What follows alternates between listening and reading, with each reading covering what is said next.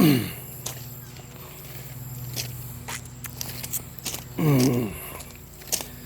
Facebook and YouTube. Been a while since I've done a video, so we'll see how it goes. I was asked a pretty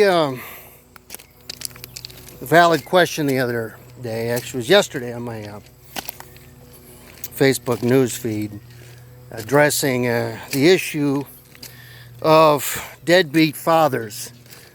And I'm going to try to do my best in this video to break it down and make it make sense if I can. And yeah, that's what I'm going to attempt to do. And I'm walking the tracks here and smoking a cigar. Well,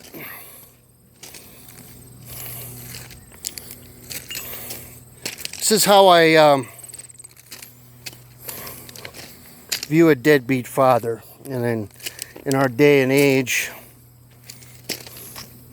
in Western culture, fatherlessness, especially since the 1960s, has become an ongoing issue. And one has to say that it, it's both the fault of men and women that this has happened, that this has come about, Now, I guess I would say that my view of a deadbeat father, now this is coming from a guy who was raised in a two-parent home, but to me, a deadbeat father is one who is not present in the child's life when they're growing up. One who does not fulfill his obligations as a father in providing financial assistance, financial support, or doing anything for the children he brought into this world. And those who use maybe their families, and especially their own children, for their own deviant purposes. Now, and there is a lot of those.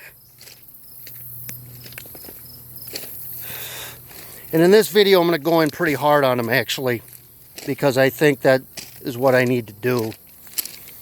And among whites, that is definitely becoming an issue, as we have seen with the onset of third wave feminism, now into the fourth wave of feminism, where we're kind of at now with all of it.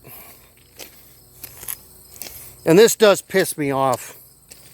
Now, I do realize that there are extenuating circumstances, like, say, the death of a father. The father dies in an accident. Maybe the father is falsely accused of something, and he doesn't have access into the child's life in any way. So, and in that case, it is the mother's responsibility to provide, especially if she has a son, to provide him with a male role model figure.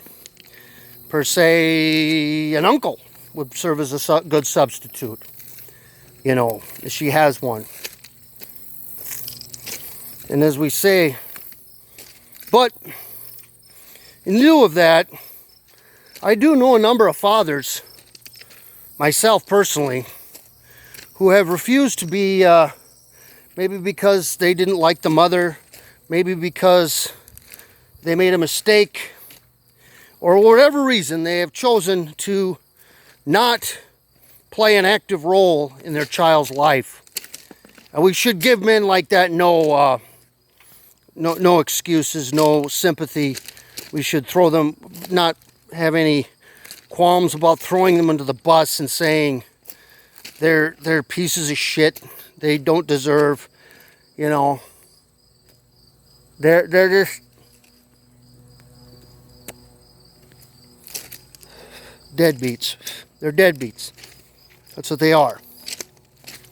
And especially in the case of their sons, they are responsible for how that child turns out. As you know, I'm a Christian. I believe the man is the head of the house. He's the head of his household. He is the leader. He is the boss. He does need to be involved in his child's life. He needs to sacrifice for his children. He needs to do what he needs to do for his children. That is what you are commanded to do as a man, if you read the Bible, if you know your duty as a man. And yes, you are the leader. And yes, especially in the case of the sons, this does come down on you. You know, especially in the case of the sons. You notice I said that? I make an emphasis here. Because in the case of the son, he learns his identity and his place in life from his father and what his father gives him. And if his father gives him nothing, or gives him worse yet, negative influences, that son is going to take that and bring that to his next generation, especially if he's not he is not a God-fearing person. So we really do have to go address this issue firmly and strongly, and go after these men that won't do this. And as the Bible even says, he who does not do this is worse than an infidel or an unbeliever.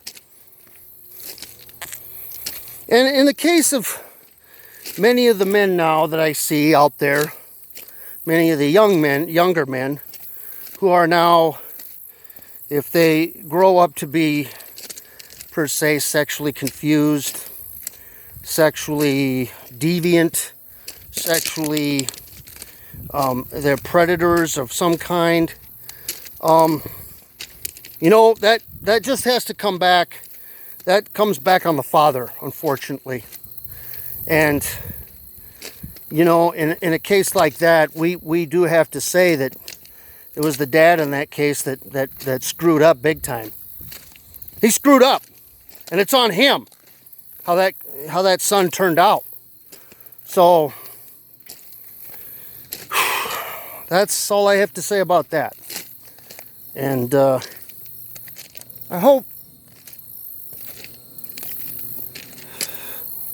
hope I've made things kind of clear there and answered some questions. And yeah, that's all I have for now. Thanks for watching.